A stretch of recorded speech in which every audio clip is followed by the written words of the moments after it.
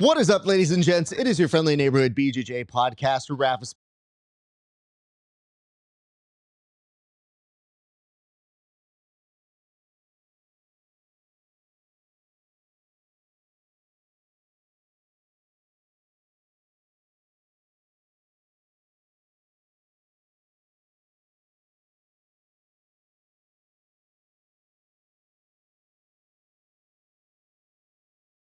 Yes, Are you here? That's me. I'm here. That was the Can you hear pre-show me? Raf from 2 days ago. This is the real Raf of live. Quick, Tim, ask me how it's the real me. How do I know this is really Raf? Because I fucked up the production and I'm admitting it on air live. And I would not. I'm excited to talk to you about it. There's some other stuff going on in the jiu-jitsu world right now. There's some rumors, some interesting things going, some interesting historical things are coming out in the wash, as well as who's number one's popping up. It might have be live already or in the next 30 minutes or so. So a lot of good stuff, Raf. I'm glad you made it back safely from Las Vegas. Great job. I thought you killed it. Can't wait to chat about it, man. I appreciate that, sir. And wait, we can't get ahead of it. We're not ready for this graphic. We have to take this graphic off. This graphic will become more important a little bit later, but you're going to have to stick around to see that. But for right now, why don't we start off with this, Tim? There were some incredible things that happened over the week, but none more important to us here at the show than the return of the PGF opening day ceremonies kicked off this week. Sir, how did you enjoy them? Just off the top, what were some of your favorite moments from opening day ceremonies? I really liked CJ Murdoch addressing the commissioner's table, saying, if you call me old one more time, and somebody was like, it wasn't me. But I'm pretty sure that was Egg. I think it was, and I think he said egg, or I heard somebody go egg in the background. I super appreciated that. And he also picked up a money bag out of it, which I thought was great. He appealed to the table. He said, you've done me wrong. And then he appealed to the crowd and did the hoop 'em up. Hey, I'm awesome. And then he turned around and a money bag was delivered right into his lap. So I thought that was a great moment. Overall, not a huge surprise. None the teams are all like super close. I think 4 points separates them. Ferreira came out hot, man, and you predicted that, and you were right. He looked really, really, really strong. Jet Thompson, surprised he wasn't on the board. Yeah, so just to kind of tell people a little bit about that, I know there was some weird part where it's like, oh man, Jet's not performing. Jet had a very hard first day. Now, sometimes if you are paid a lot of money, it does make it seem like you've got to perform. I would just tell you that him and Landon Elmore starting off the day was telling you what you needed to know. It wasn't going to start off like easy for him. And he didn't put points on the board, but he was definitely putting pressure on people in a way that was like, no, he's still good at jiu-jitsu. But I think there may be a day or two in his future where things will work out a little bit better for him. It was just, that was an interesting thing, but that tended to be a big windfall because then you had Anthony Molina Valdez, who's skyrocketing on day one, gets off to a great start, and you get him, Hoffa, at the top of the leader charts and not too far behind.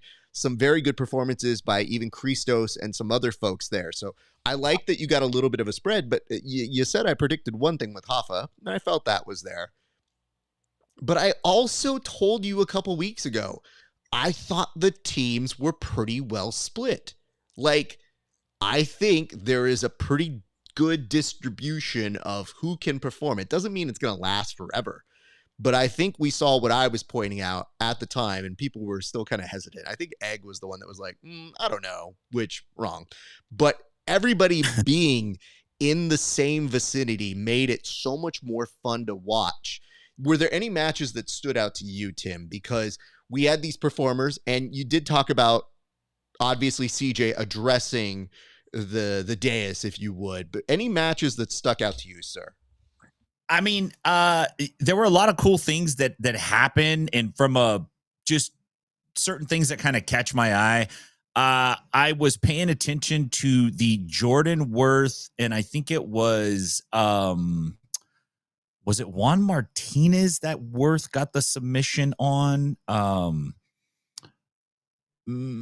think it was. If it wasn't, I Mike John. apologize. My okay, Mike John. He gets the heel hook. And his Jordan Worth's reaction is surprise. Like, oh, I got it. And then it's, are you okay? It's concern. He's like, are you okay? He's looking at him like, dude, are you all right? Are you sure you're all right? And I thought that was kind of cool to see. Some of these guys probably need to play themselves up just a little bit more. And then some of them might need to take it down a little bit. But I think because they're going to have time to step away from it for a week, maybe go back and watch it, get some feedback, think about what they're trying to do, it actually lets them get better for the next time. Because on top of performing, like athletically, they have to perform. They have to be entertaining for the people at home that are watching. That's the whole key thing about it. That match really was the one that kind of jumped out to me in terms of like, oh, that's an interesting thing that just popped off right there. Most of the time you get a tap at the PGF, you're running around the mat screaming, give me the bag, right? Worth was like shocked. Yeah, some context for that. So Worth tapped Mike John, and the two have faced each other before, and they have a lot of respect for each other. So there was a moment where both of them had very complimentary things to say about one another, and it was kind of cool to see that good sportsmanship. What I can tell you is this, though. I went up and I congratulated people as I saw they had good moments. But I wanted to take a moment to address the, by and large, PGF community with just a minute full of advice. First, I would compliment people and I'd say, hey, good job. And they go, didn't have the day I wanted. And I'm like, but you're on the board. Like, the people at the top of the board didn't take compliments. And I get it. Job's not done. Sounds good. Take the fucking compliment. 2, do not ask for the money bags. It is quickly becoming the way you will not get the money bags. There was a drop in the chat that was suggested, hey guys, the more you ask for it, the less likely you are to get it. So this is not quite like the UFC where you just yell at Dana White and you get money, because even then you don't always get it. So all I'm saying is let your performances speak for themselves. And if you are going out there, take some pride in what you do and understand, yeah, even the people at the top of the charts were trying to tell me when I said, hey, that was a good moment. Man, I didn't have the day I wanted. Okay, but you're at the top of the charts. So it just goes to show you from top to bottom, nobody had the day they wanted. So what you have to take that to mean is you have to get into the mental game of it is a marathon. It is not a sprint. Do not lose track of just getting on the board. If you got on the board, that's a pretty good place to be, just to start. And if you notice, the team standings still very close. So nothing is set in stone. This is basically the beginning of what is going to be a very tough journey. And before we move on, I do want to point this out. As I was talking with a lot of the athletes and, giving them their props when I could, or giving them an acknowledgement, I just want to remind you guys that this is all a game. You are playing a game from the minute you step on the mats to the minute you step off of them to the minute you're on camera. So just note that it is going to challenge you in ways that you probably have not been challenged in other tournaments. Like if you go to compete at a local tournament, the spotlight is on you when you are on the mats and you're competing.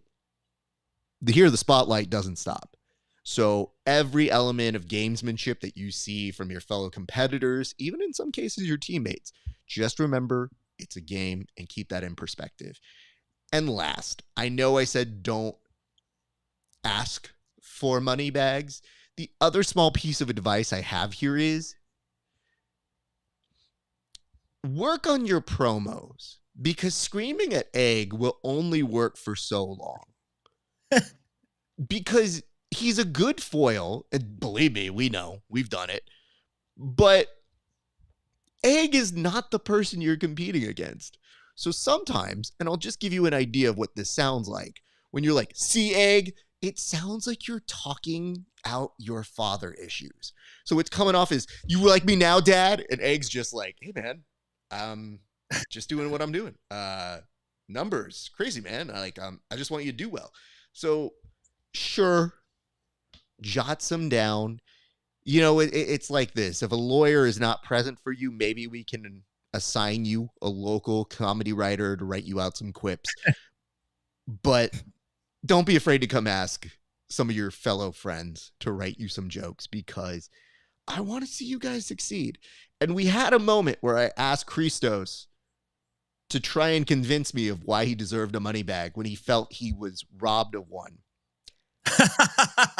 And he was incapable of doing it. So, just saying, top to bottom, guys. That's all. Tim, do you feel like that is good advice? Oh, absolutely. I'm shocked that you caught Christos in a moment with nothing to say. You actually you put him in a position where he's like, No, you know what he did is I had the money bag in hand, and I said, what I'm going to do right here is I'm going to hold this in my hand, and I want you to convince me why I should throw this at you. And then he basically, what about Raven me? And was just like, I mean, come on, man. I was in there. You saw me. I was doing good. And other people had bullshit things. And I go, yeah, that's not getting me to give you this money.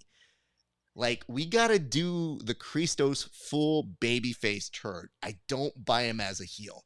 Even though he says heel-like things and some of his rhetoric can be heel in nature, I think he's got a better shot telling us that he's a true babyface, and he's got to work on that. So there is that. But I see this from Reckless 10P, who says, PGF is the best. Thank you. Appreciate that comment. If you guys give us good comments, we will put them on the show. And even if you give us bad comments, it still might make the show. I can't promise you one way or another. And then it says Twisters to win the season. Well, yes, there are going to be some bounties if you guys want to pay up for it. And that there. And it says it's a long season, too close to call. Of course, that's the point. But what you're finding right now is you saw some emerging players and you saw hints of what might be coming up.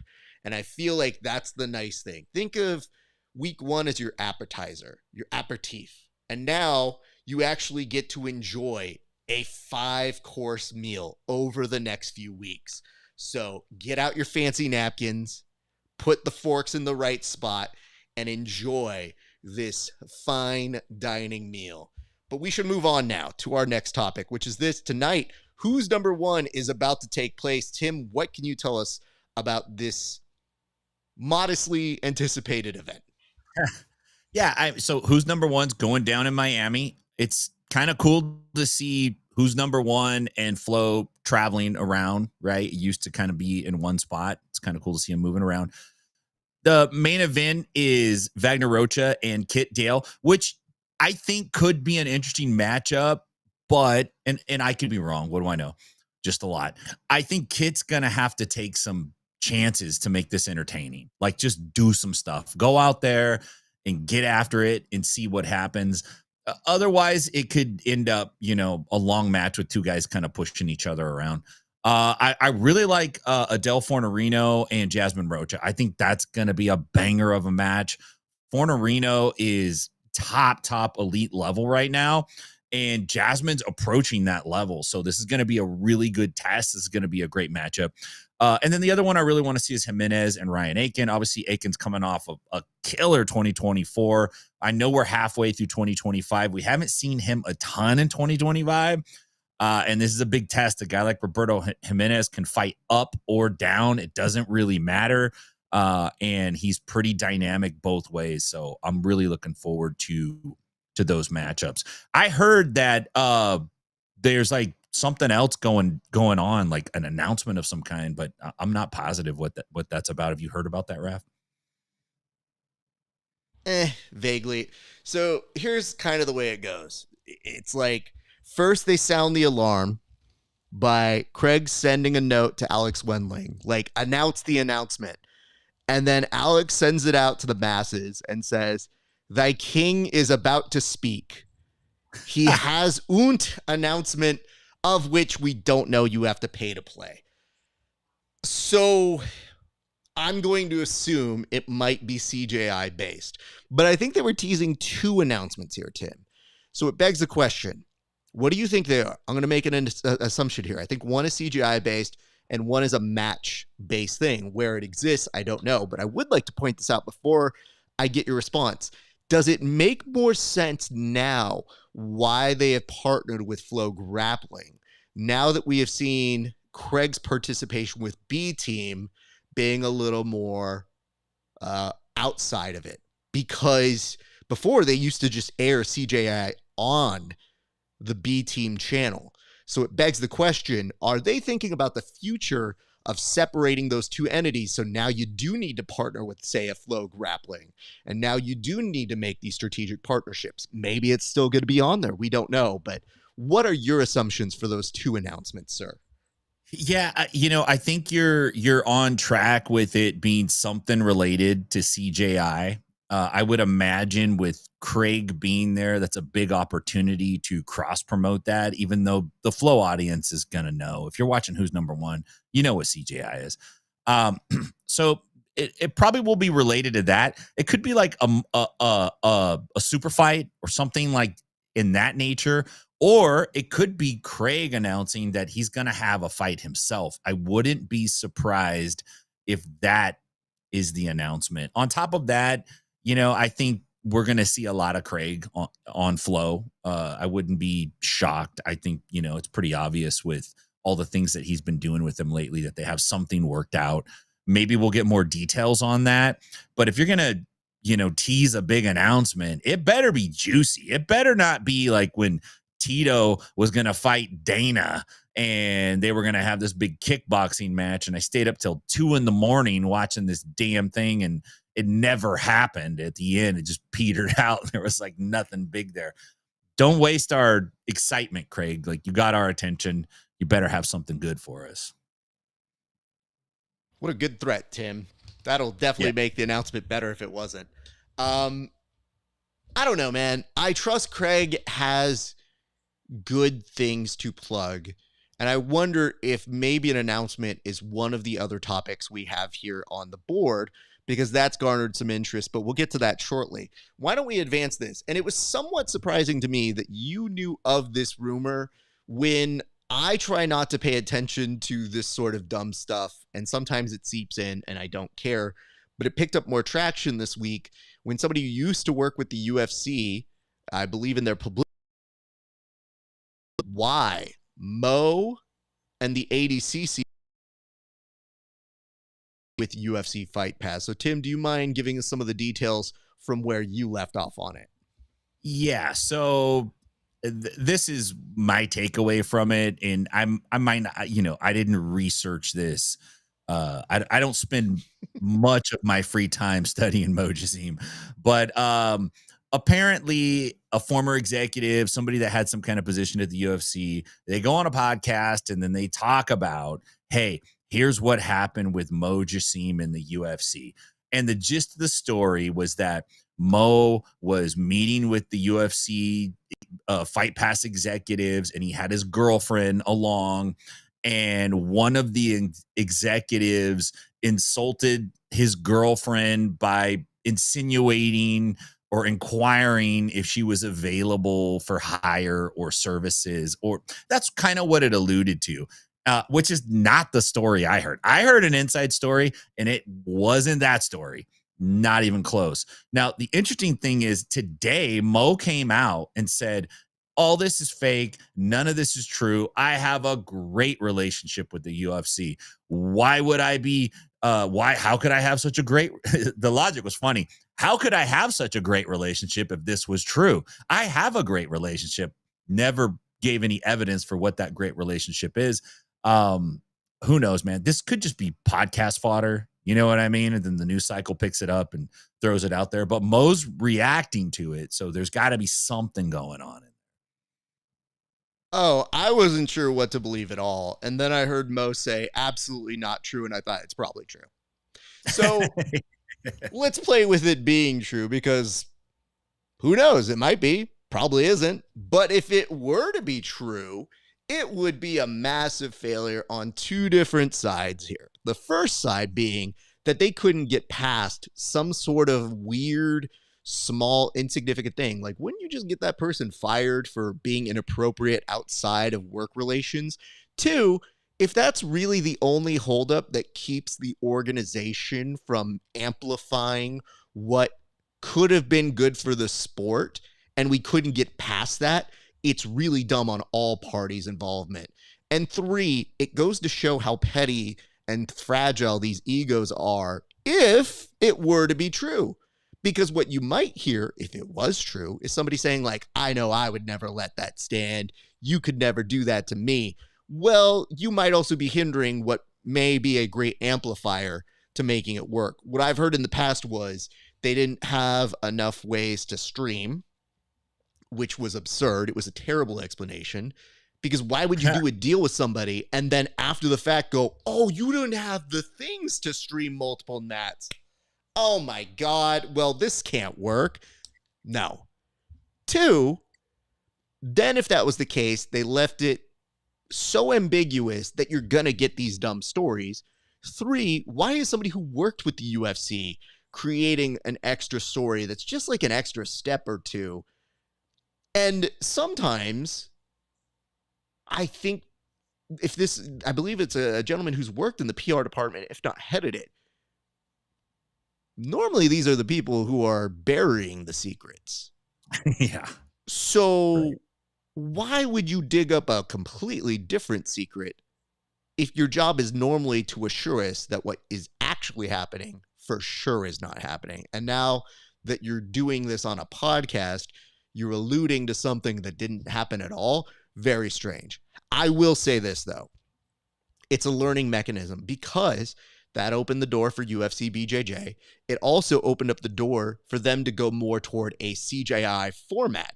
So even these little small repercussions of people and their relationships have larger folds that then take place and really, really set forth how the rest of the industry goes. So this is what I'm talking about when people want a more professional product. It comes from top down.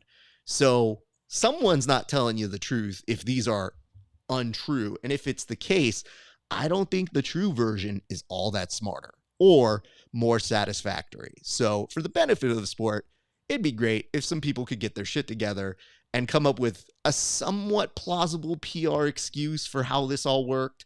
But trying to tell us, like, oh yeah, they just didn't have the infrastructure to put on that many mats. Okay. Never crossed your mind to ask that question until you started trying to put the events on. Okay. That just goes to show who produces this. Got it. Let me tell you this, though, right now. Hey, Tim, it's Rudy from Honduras. So cool to be here before Who Number One starts. All the best. Shout out to Big MF and Raf. Well, thank you, Adolfo. Very nice of you. Yeah. Rudy's been a loyal supporter of Inside BJJ for a long time. Yeah, that's dope. Much love and appreciation to you, sir. And it says, primo high school drama. Now, listen, we're not above dumb high school drama here, because not at all. It's literally how most of these things go back and forth. And you know what? That's a great transition to our next topic, which is MICA, KADE. What's going on here, young men? Because, listen, there's now going back and forth as to why this match isn't happening, Tim. So from your opinion, for these two young men who have met before and apparently want a rematch, what is the holdup? Why are we not seeing this match? I don't know why we're not seeing it. It's interesting. And I think I'm onto the trail of something with MICA. I don't have it all sussed out yet, but weren't we just talking about MICA Gate, like Belt Gate, like 2 weeks ago when MICA was complaining about name dropped out of my head, his opponent grabbing his belt, right? And now it feels like he's maybe going back to his losses and he's kind of walking through them, because MICA lost to KADE in 2022 ADCC finals. He lost to an inside heel hook. Mika's not easy to tap. So it feels like Mika's kind of going back and looking through it and then getting a little salty, putting some word out there. Or maybe they're trying to set the stage for something that maybe Craig is going to announce that tonight. Maybe that's the announcement. Maybe we're going to see MICA and KADE at CJI. How cool would that be? MICA's a flow product. We know that. I don't know what KADE's situation is, but that'd be a great matchup to see. But yeah, it's interesting. I don't know if KADE doesn't seem like he's all that like super upset about it. Although MICA did say like, we need to do this in all formats, like in the gi and no gi, which I kind of find like, okay, you beat me in a hot dog eating contest, but can you beat me in a spelling contest? We got to do a spelling contest now. It's like, you know, you lose, man. It's just part of the game. If you want a rematch and you're salty, just say that. That's a better way to get it. Yeah, I think we're in agreement here, and I'm glad you put that up because, Tim, I do think that's a high possibility they would announce that tier tonight. That would be the one to make right now. That has a lot of heat going toward it, and it just magically, organically came about where it's like, how dare you say those things about me not wanting a match? I, too, requested a formal Queensberry match under the rules contested by Queen Elizabeth III. Like, no, dude, just give us timestamps. Show us it. You're just telling us that you got in touch with some matchmakers to try and make it happen. But none of us care about that shit. We all take you at your word because you're good at jiu-jitsu. The resume speaks for itself. The hype, the drama, I think it works for a certain subset of people who want to get in the comment section to say why one person's going to win over the other. Okay. I think they'd still do that even if they announced why one of you guys were going to have a match with the other. They'd just be like, oh, they're having a match? Yeah, I think he might win because X or Y or Z. You have that kind of resume, you guys. I just find it so wild that these guys are going back and forth and we all go, we agree. Would be good. Yeah. And let's make it happen. As opposed to any of us being like, well, I agree with him. I think he probably texted Ricardo to get that match made. I believe him more. He's scared. Neither of these gentlemen are scared. Get the fuck out of here. Those guys are like litigating in internet court, quoting like, well, this and that. Meanwhile, the crowd has formed a circle around him. And we're like, yeah, we want to see you fight. Like, we circled up. We're ready. Nobody's getting in this circle. Y'all got to fight now, right? They're like, let's do it. I think it makes it kind of wild too, because they're like stalling for the right time. They're like, oh yeah, well, we'll settle this. The crowd's all around them. They're like, yeah, okay, hold me back. You want to do this next week? No, we're here now. Right now? Nah, like how about who's number 130 or Craig Jones Invitational? You guys want that? How about now? Damn, we really played this hand pretty heavy. Well, having said that, MICA, KADE, we love you both. I don't care who did it. He said, she said, just make it happen. And I think the community is going to rally around it, no matter when it's announced. It could headline the next who's number ones, because y'all said you want to do it in gi and no gi, and apparently at a bowling alley on an arcade game, you're going to go on hot ones together to see who can finish the wings faster. Fine. Do all of these things. We'll end with some golf, and then we'll call it a day.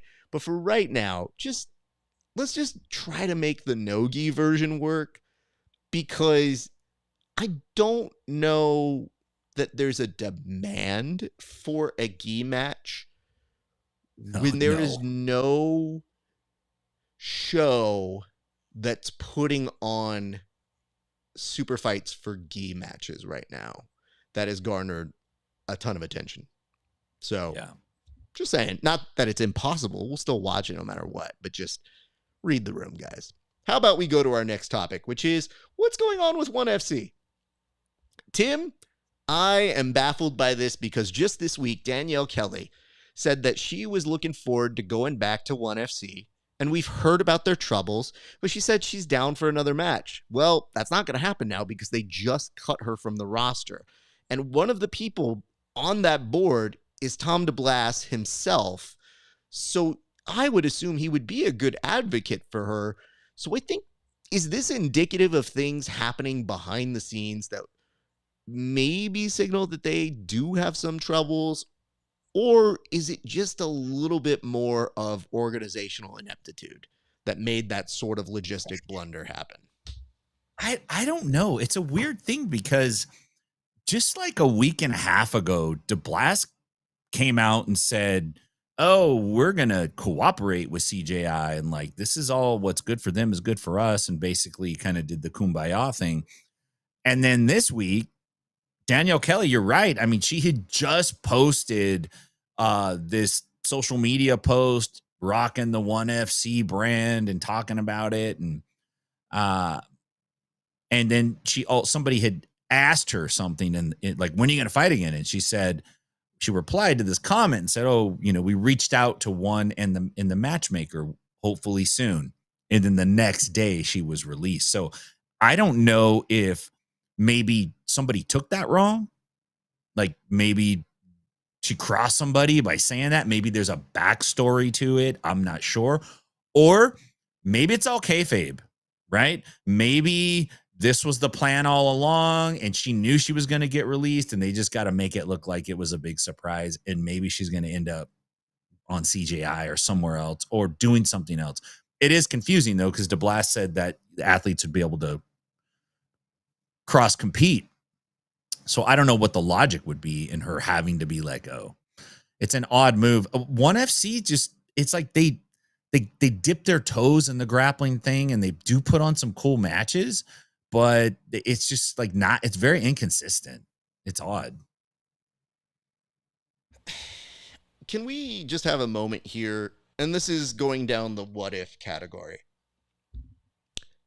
If they are doing this as kayfabe, we need people who actually watch pro wrestling to institute kayfabe. I'm tired of these people who barely watch wrestling storylines trying to go like, oh, it's kayfabe. You don't watch enough to know.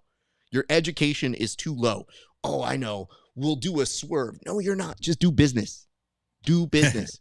Literally put on the match. She is a great athlete. It's fun to watch her. I thought she was doing just fine for the company. She had 2 back-to-back losses, but I didn't think they were all that indicative of her not having value.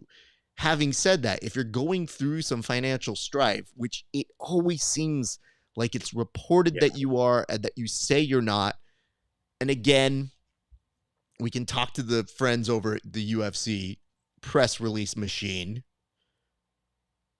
Usually you're just trying to get in front of the story and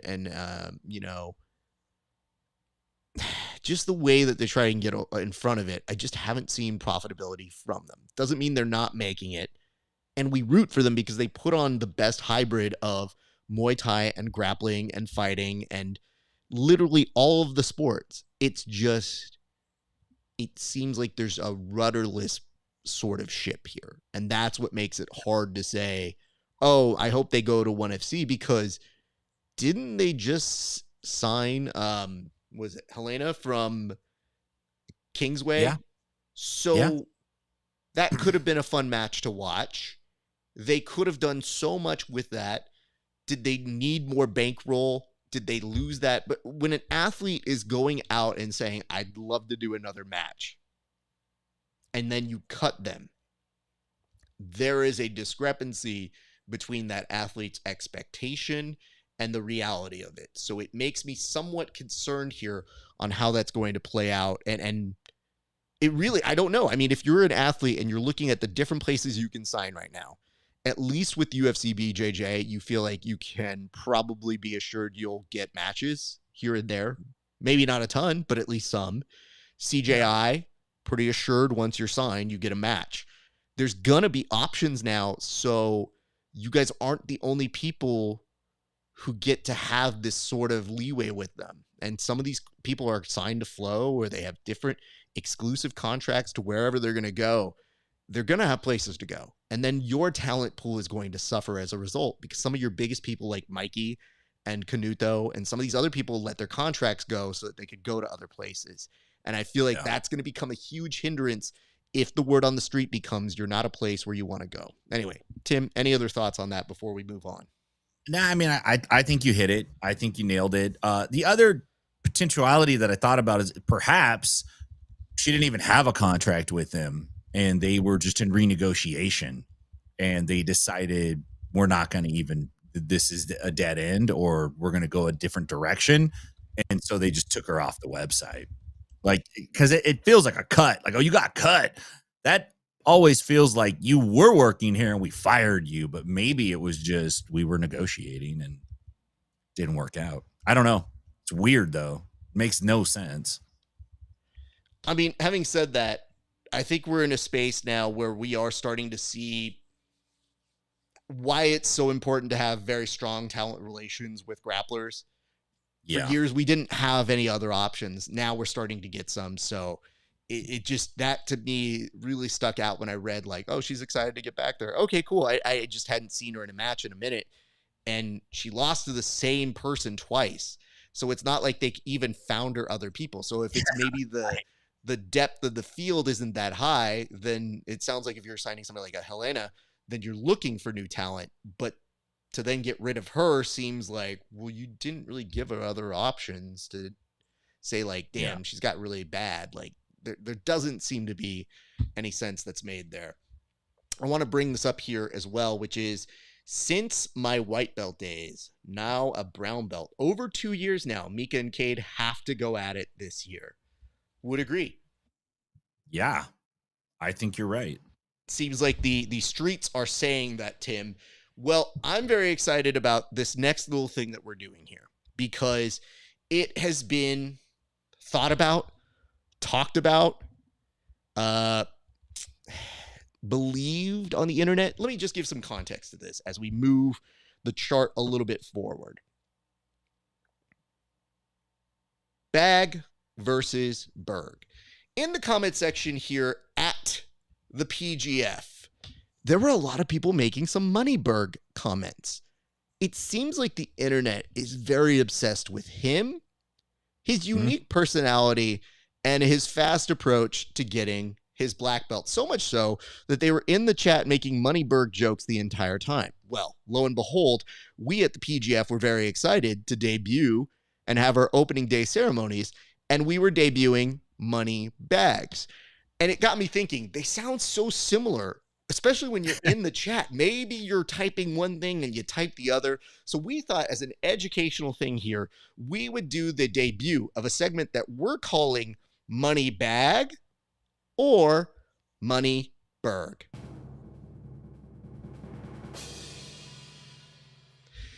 In this segment, I'm going to ask Tim a few questions, and his job is to answer Money Bag or Money BERG. So why don't we give an example here?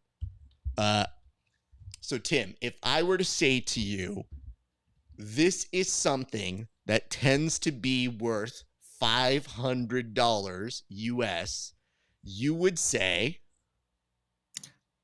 Money BERG.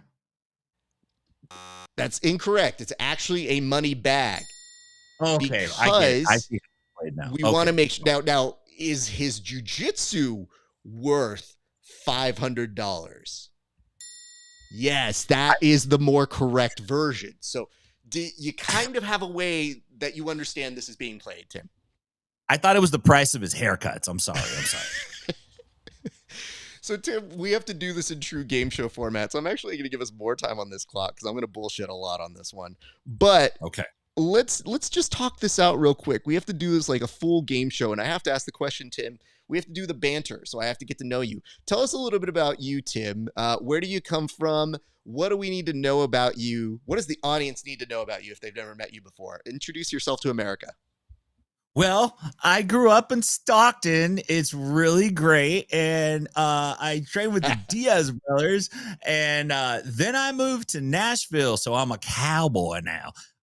And I'm super excited to be here. I've never been on a game show and I don't know anything about jiu-jitsu, but I love money.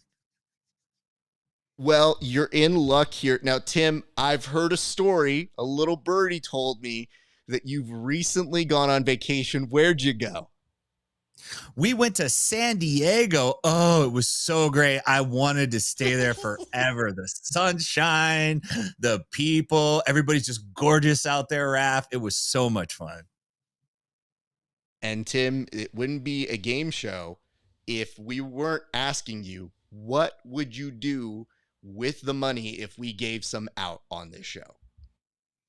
I am going to put a down payment on a French horn that I've been trying to buy. I play in the orchestra in Nashville, and I can't wait. I'm super excited to get that money and put that down payment so I could get that horn and start playing.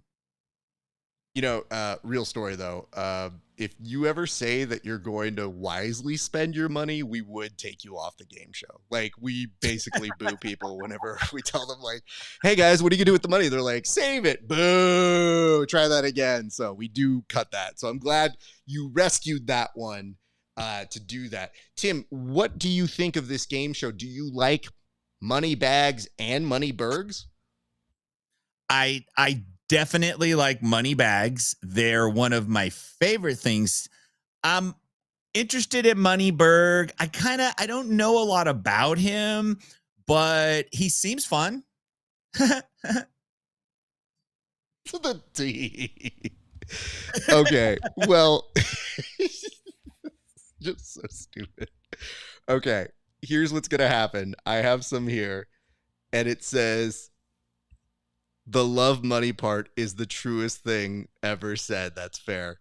So I'm glad that your own students here are coming in and saying, like, well, if you know one thing about Tim, it's that he only loves money. This guy doesn't show up on the bullpen for 8 months, and then Winter Stick makes an appearance with a little dagger just to put it on my side and then back out again. I love it. All right. Well, Tim, here's the game. I'm going to read you several statements. Your job is to determine money bag or money berg. You will be under duress here, so we're going to see how many you can get in 1 minute's time. Okay? When I press this, you will have 1 minute. You will hear a statement. Your job is money bag or money berg. Do you understand the rules? Yes. Now, if you get a certain amount right, we will give you some of Money Berg's money. How much? I get a Money Berg money bag. Not sure, because we're going to find out how much it costs to tap a major athlete, and then we will determine a price based off of that. All right, Tim, here we go. In just a few seconds, we start the game in 3, 2, 1. Got their black belt in less than 3 years. Money Berg. Given to athletes when they do something good at the PGF. Money bag. Known for their black socks. Money Berg. Features 20 of the newest up-and-coming athletes. Money bag. Genius level jiu-jitsu. Money bag. I'm sorry, the correct answer was Money Berg. The most creative jiu-jitsu out there. Money Berg. Correct, Money Berg. Makes tons of money. Money Berg. Undetermined, not quite sure. Has tapped Mikey Musumeci. I'm going Money Berg, man. The way he's pointing at me, and he's doing it with conviction. And finally, featured Jake Shields. Money Berg. The answer was both. It was a trick question. Unfortunately, Tim, you did not get all of them right or in the allotted time. So this week, you will not be getting the main prize. However, as a consolation prize, we will be giving you something. And I'm not sure how much you're into it, but I will ask a question for you. Do you still want the runner-up, the consolation prize, Tim? Yes. You do. Okay. Do I have that as a confirmation, because you cannot return these? Yes, I do. I feel like, yes, I want what's behind this door. I want it. All right, Tim. Unfortunately for losing today, you will be taking home some black socks. You can grapple in them no matter what. Even if the occasion calls for it, it's not weird. You're weird. Black socks being used by BERG in every single time he rolls. Don't leave home without it, at least not the mats. That has been our first installment of Money Bag and Money BERG. Please tune in to future episodes to see even more if you like it. So there you have it, guys. That was our debut segment of Money Bag and Money BERG. Tim, you also did a great job this week of finding us a fight. What can you tell us about this week's low light, highlight, my friend? This is a airport fight, and airport fights are woo. See, there's the departure airport fights. That's when you get in a fight before you get on your plane. There's the transit fights, which that's when you're fighting in the plane. That shit's whack. That's crazy. In a metal tube up in the sky, but go for it. And then there's the arrival fights, and those usually take place around the baggage. And it usually involves more than one person because at that point, everybody's kind of tired and worn out. I want you to pay attention to the guys that start on the ground and take it up onto the baggage carousel. It's a beautiful thing. And then there is a double hair pull, like draw. These two ladies just getting a staring contest on the ground with each other's hair. And if you watch the one that gets up, she gets hers back. If you pay close attention to it, I'll try to point it out when it takes place. I'm going to fire it up on my phone and synchronize it with you when you play it because it's a lot easier to see that way. Understood. And I guess the only other question I have for you, Tim, is why did you pick this fight? Of all the fights there is to pick, sir. I picked it specifically because it's so chaotic, but when you just focus on one person and there's so many people, so you could do it multiple times and you just watch what this one particular person does throughout the whole fight. It's wild. And then you go back and you're like, now I'm going to watch the guy in the white jacket. And then he's like, dude, he's all over the place. Now I'm going to watch the lady that got her hair pulled. It just, there's a lot of meat on this bone. I guess the reason why I asked is because when I was sent this by you, I looked at it and I go, I don't know that one time is going to do it for this one because it is like the Avengers Endgame of titles. There's like Spider-Man's in the back somewhere. Ant-Man's crawling up somewhere. And I just thought, like, of all the chaos you could bring to this show, Tim, this is one of the more chaotic ones that I think you have brought me and dropped on my doorstep. And to me, it's a certain sort of lovable chaos, but it's one that I get slightly concerned. And I guess before I push the play button here, when did you find this one? And was this one that Stella gave to you? This was not one Stella gave to me. She's been super busy. She started a new job. She's been sending me less fight videos. Wait, hold on. She's been pulled away from her true love, which is finding these fight videos. Yes. Oh my goodness. My condolences, sir. Yeah. So I found this one today. I'm not going to lie. Now I'm perusing fight videos during the week. The problem is a lot of them I'm like, oh, we've done this. We've done this. Or it's just like, I think there's something better. I want to keep looking. If I see something really good though, I'll grab it right on the spot. And I actually was looking for a particular one that I haven't been able to go back and find. I should have grabbed it, but I stumbled on this one when I was looking for it. One more thing, right as this video starts, in the bottom corner of the screen, you'll see a hand reach up like this, and it grabs this guy that's in a hat, and it basically kind of pulls him back like, no, don't get involved in that. The smartest person in the room. This is the smartest person on the flight. I'm telling you. She just like, nah, honey, not this one. Okay. Well, I'm going to go ahead and put on the overlay right now. Tim, take it away in 3. So 2, here we go. 1. We got a melee at the airport, and I want you to watch the guy that gets double-legged, and he gets taken up. They take it all the way up onto the baggage carousel. Now, on the bottom right hand, you see 2 ladies on the ground with a double hair pull, and a girl in white and a girl in black. Now, watch the lady in black as she gets up. She's going to get to all 4. She starts to make her way, and she kind of casually walks off like, oh, she picks up her phone. She walks over to the side, and then the action comes by her, and watch this. She gets right back into it. Boom, throws dude on the ground. Bam, throws a knee, not playing around. If you go back and you watch these individuals, it happens over and over again. It is a wild airport baggage claim melee. Like it's off. I mean, there's so much going on. Tim, this is perhaps one of the busiest ones you've ever seen.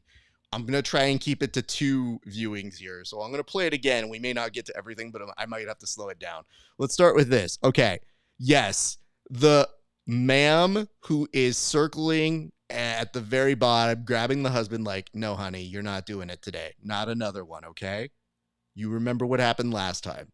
Smart. Look how his arms are crossed. It is just like the fact that he has his arms crossed like that is just, boy, I want to get into a fight at the airport baggage claim. Like, okay, well, sorry, bud. The wife says no today.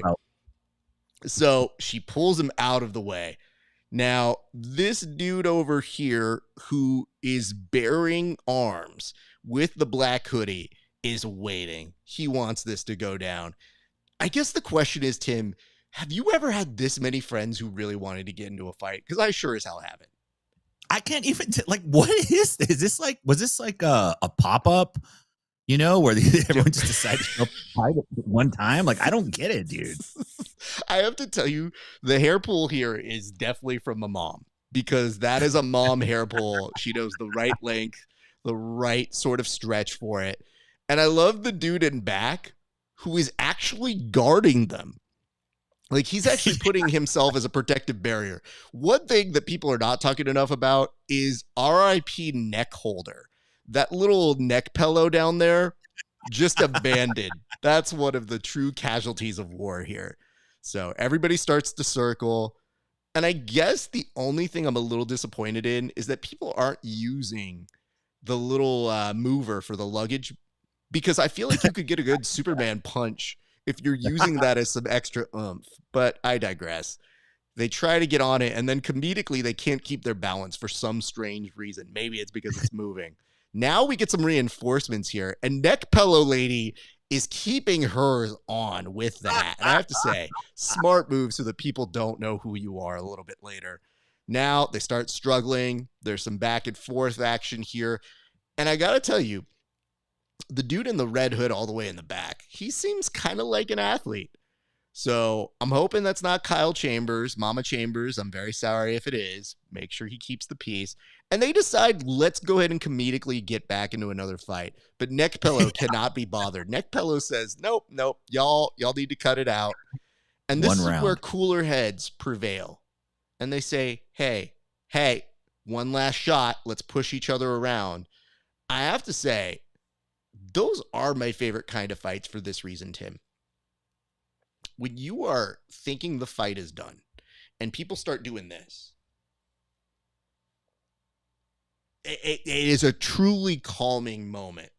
And I feel like it's really what America needs at this point. More people need to just get into brawl so that they can get it out of their system, and then less therapy bills as a result of all this. So, Tim, before we sign off here today, I did notice that we got some more comments than usual that we should probably address. So we do have some very, very quick gallery comments that we'll kind of barrel through, and then we'll call it a day before we tell people to come see us again on Tuesday. But MacTube, who's a longtime friend of the show, didn't give us one, gave us like 20 questions. So I'm just going to go through these real quick. Okay, are you guys going to talk about UFC BJJ 2? So, MacTube, if only there was some sort of organizational structure that would tell you what we're going to talk about on the show. I don't know where it would exist. Would it be, hold on, is it over here? No, it's over that way, right? It's that thing. If it's not on there, we're probably not talking about it. Like, I can't help you guys anymore when you're just like, what are you going to talk about? Well, it says who's number one. I think we're talking about that. PGF, ding. Literally, MICA and ONE FC, we've done what we can. It says, as MICA said, he's going to do CJI. Do you think he'll be Andre's surprise guy? I think we kind of went over that. What do you think about B team changing and Craig Jones leaving? I have mixed feelings. What are the mixed feelings? Like, they're just going to rebrand. Go ahead, Tim.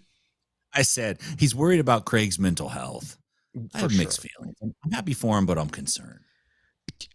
There's nothing really to feel about other than they're just literally losing Craig and Seth is what it sounds like. And I wonder if you do lose them, does that mean they're taking that time to run CJI full time? Is it that they want to do other ventures? I think they're welcome to do that. Do you think CJI should have went with Brianna St. Marie or Bia Mesquita over Sarah Galvo? I mean, we like both of them, so I have no issue with either of them getting brought on. I think Bia Mesquita's been also busy with MMA, and Brianna St. Marie, her time is coming again. Like, she's amazing. I have no issue with that. It says, sorry, I spam questions. No kidding. We have a couple other comments from some other folks here, Tim, and I wanted to get your thoughts on these because I found these on the PGF website. Yeah, let's hear it. And it says, oh, this is actually from one of our idiot friends. He said he thought he could be interesting enough on TV. And I said, there's zero way he could be interesting on TV. This says, Rafael is a time traveler. He's always ahead. Smooth. Yeah, so I think would what agree. He's saying is he's so advanced. He is time traveling. Tim, what are your feelings on this one? I mean, yeah, he's smooth. He's young and he's quick. So yeah, he's ahead of the game a little bit. But you know, I'm not gonna say he's breaking the speed of light. He's not that fast. Like, let's not get totally ahead of ourselves. But he's doing very well. But is he really essentially a DeLorean? No, I don't think he is breaking the space-time continuum. Having said that, maybe just short of it. Some other notes that were in the PGF. It says a lot more name value last season, but good athletes this one as well. So I think this dude's like, how dare I not know who these people are? How dare I not know who they are? Yeah, bring me more name value. That's how they get name value, dork. You get to see them, then you know who they are. And I would argue this. Were you not entertained by some of those guys going out there and killing themselves? Amazing. Calm yourself. Let's move on to our next comment here. And Tim, I'll read it and then I'll get your reaction from it. But it says, where can we buy the New Hope rash guard? Any thoughts on that, Tim? I'm sure that the New Hope Kings would love to sell you some merchandise. My recommendation to you is to hit up Travis Thomas online. Look him up on Instagram. I think it's like Praying Mantis BJJ or Praying Mantis or something like that. You'll find him, and he'll be able to set you in the right path. Fair. Get me one of those too. Shit. Hey, man, I don't mind these kids asking. Actually, we have essentially two more here. Okay. This is one I'll read to you, and then I need your reaction on, because this dude wrote a little bit. It says, so far, I'm just annoyed with the first match. Literally match number 1, which was Landon versus Jet. These kids have zero knowledge. Watching the kid in red just flop around and drop back on leg locks, not even doing it well, by the way, was painful. No guard passing, no setups, no control, just flop and pray. If that's what a Kingsway purple belt looks like, then hell, I feel great about myself. Tim, what say you to this comment? Yeah. So there's a common mistake that people make when they armchair quarterback against these guys that are competing at a pretty high level. And you could look at their rank, but the rank doesn't mean shit in no-gi jiu-jitsu. It literally doesn't mean very much at all. And there's a tendency to think, oh, they just look sloppy. They look this, they look that. But I would challenge you to step on the mats with those guys and see how far you get. These guys they're assassins at that speed. Like, they're going at that speed because that's how fast you have to go to be competitive at that level, especially at that weight class. Yeah, you think you could do a lot of things to these guys. And I've had moments like that too, where I'm like, this guy's small. I'll just roll him up and pass his guard. I'll just Toriando guard pass him and then put the pressure on him and tap him out. And it just doesn't happen, man. These These kids are good. Just because you think it looks sloppy stylistically, one of the things about the PGF is that you have to have action. You'll get penalized. There's no like taking a bunch of time to do your classic old guy jujitsu. Like that, nobody wants to see that. So can I just point this out here? And I think I have to zoom in on that particular part before we go on. This dude actually edited that comment, so it wasn't quite right. He needed some extra time to edit that one in particular. Cornbread, I would just tell you this.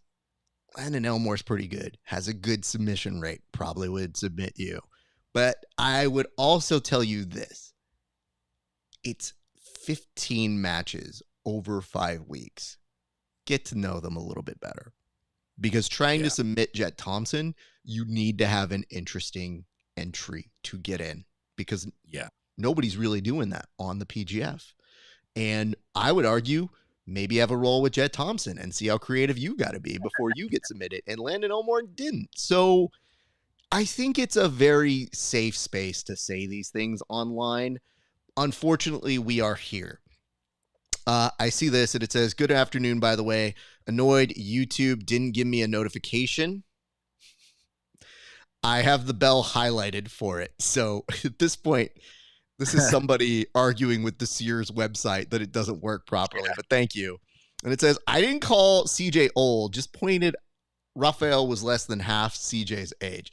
So I guess the weird part about that is, Egg, in a way, yes, that still is calling somebody old. Like, I don't know how other way to tell you that, but it is. And your last comment here, which is, Hoffa goes a Brazilian miles per hour. You know what? That one wasn't worth it. That was a long one. I liked it. Here's what I'm going to put it. Old. He's just saying he's older. Dude, just as somebody who's written a ton of jokes, literally every setup for, I'm not saying he's old, is followed by he's old. Right. It's literally a science. I wanted to bring this up here because before we see this match happen, this made me very happy. Max Hansen, Gianni Grippo about to have their match, right? So we put up a post that's like a part from an interview where Max Hansen was just giving some insights into his training. This dude here says, he's not beating Gianni Grippo tomorrow. And I just wrote, okay. You think he'll win? Now, Tim, where do you think this logically goes next? Do you think he's done? Because he wasn't. No, he goes, my response was, I think I just posted a clip of his interview, dude. And he goes, Max will defeat. Do you think that Max will defeat Gianni tomorrow? And I just put shrug. So these are the comments I'm getting on my site. And then this is like the ultimate payoff here because I didn't give him what he wanted. So I literally spelled it out for him and said, hey, man, no care on a preference. Looking forward to a good match. And then I just got cool. Like at this point, this dude knows I was farming him just for extra comments. But like, bro, we know a lot of these people. We wish them all well. And at a certain point, we're Switzerland. We will likely interview these people. And sometimes they get in their feels if they hear us say that we will make a prediction. Doesn't mean we don't make predictions. But like, I'm not going to waste my predictions in the comment section with a dude who's just really mad and showed up just to be like, he's not going to win. And it's like, you showed up on Max Hansen's video talking about perspective on competing just to be like, that dude's not winning. The fuck? Chill out, bro. Anyway, I just wanted to end with that. Tim, tell the people where they can find you, good sir. You can find me on your favorite social media platform inside BJJ. If you're out in Nashville, come see me at 10th Planet Nashville. If you're on the West Coast in the Central Valley, go see my homies at 10th Planet Stockton. And Real American Freestyle. Don't know what's going to happen. RIP Hulkamania. Train, say your prayers, take your vitamins. You might live to 71. Outside of that, Raf, great to see you again. I am stoked to be able to do this with you, man. And I'm looking forward to the Tuesday show. I felt like week one was a good boost for PGF. So we got some cool stuff ahead, man. Hold on. I saw a note here before I let you go. Yeah. It says, MacTude, just to be clear, of course I saw your subjects on the side.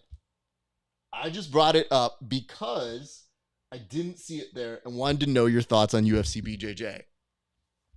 Oh.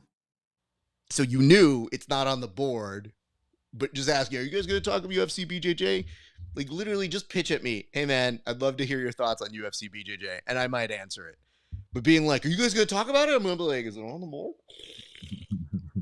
Is it on the board?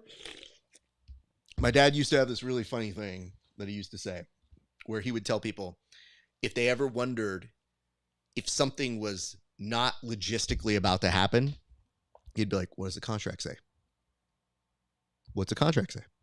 Literally, you would not get an edge wise on him. You would just go, bring me the contract. See, contract doesn't say it. Doesn't mean it. And I'll be like, damn. So that board is not a full contract, but it's a pretty good start to a contract that says that's probably what we're going to talk about.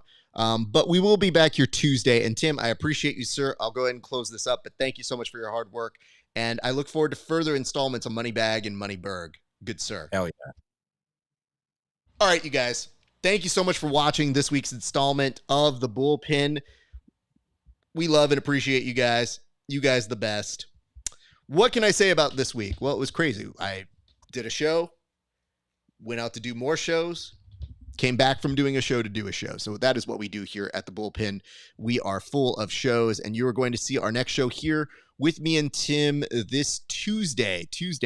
You will see us getting back together, and we'll give you more updates, full analysis from week 1, as well as a preview of what you can expect from week 2. So look for those. It's going to be PGF Tuesdays and Bullpen Open Topic on Fridays. But for right now, I want to remind you guys, go ahead and like, comment, and subscribe to us on all of our platforms, whether it's Inside BJJ or myself at Grappling Hour. And you can also find me and Tim at The Bullpen Live on Instagram. So we do have an Instagram account for that. And thank you so much. When you see our videos go up, be sure to like, comment, and subscribe as much as you can, because we are putting out hella content right now.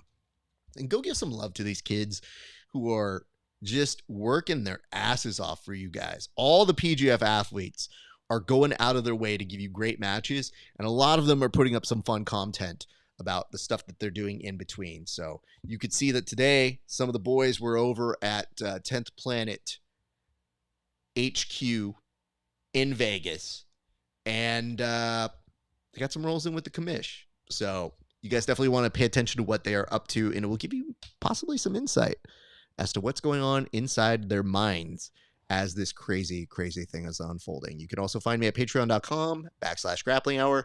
Give me some love and support. $5 a month. You see my interviews 30 days before anybody else. And for a few extra dollars, some extra bonus content. All right, ladies and gents, that's going to do it for us here at the show. My thanks to all of you for tuning in.